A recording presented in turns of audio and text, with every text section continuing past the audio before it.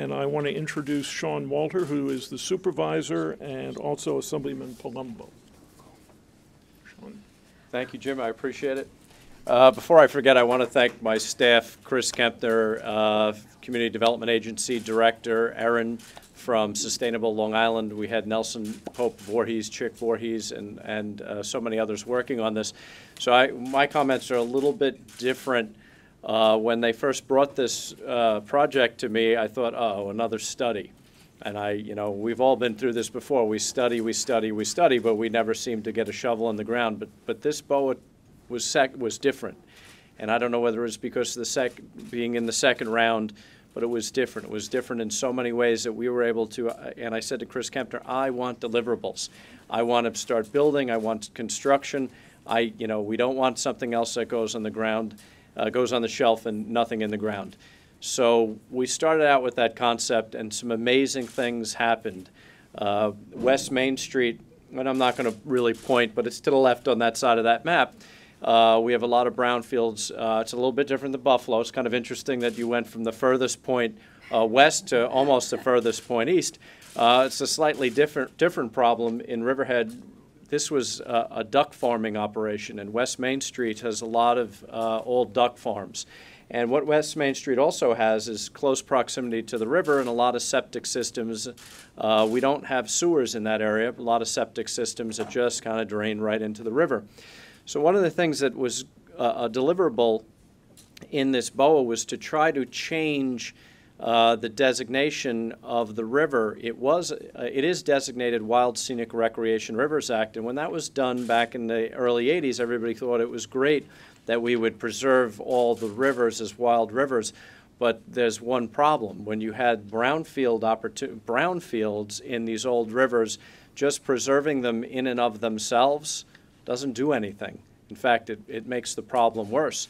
So this BOA is now studying. Senator Laval is working with us as well, and this BOA is studying the redesignation of part of the river to Community Rivers Act. By doing that, this Riverhead has a sewage treatment plant.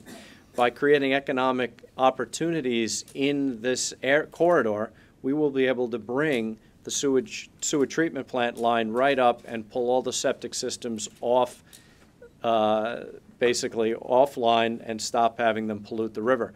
So it is a very concrete things happened. One thing, speaking of concrete, it talked about traffic studies. A lot of the BOA areas, they've been, I'm sure you have congestion problems. We have tremendous congestion problems. You're not going to revitalize an area with congestion problems. Well, they're doing a traffic study.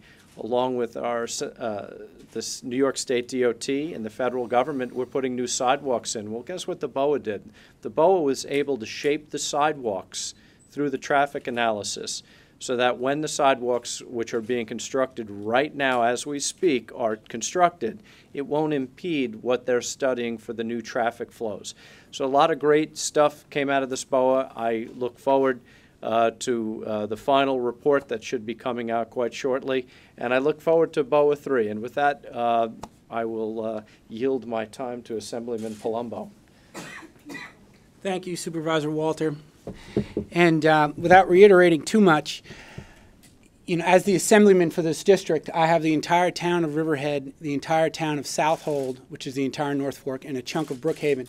So what really is nice to see is that this seems as though it's focused on just downtown Riverhead, but it's actually it will have a significant regional effect.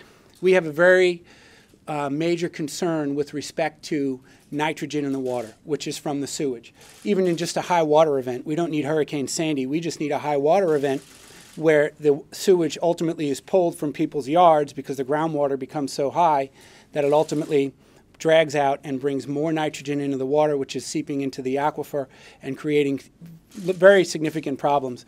And a town like Riverhead, or pretty much all the East End towns, don't have the wherewithal and the finances to put forward a comprehensive plan such as this. So this is really a wonderful thing for this area, and it's not just for us. It goes all the way to Connecticut because obviously they all feed into the Sound, and that entire area is something that will absolutely be addressed by this. So I love to see it.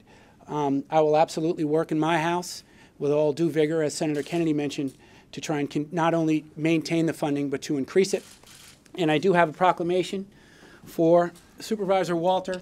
And I should say, without reading the whole thing, that in recent years, Supervisor Walter has made it, and he and the town and town board have made it their mission to bring Riverhead back. And they have revitalized Route 58. They have revitalized pretty much the entire town.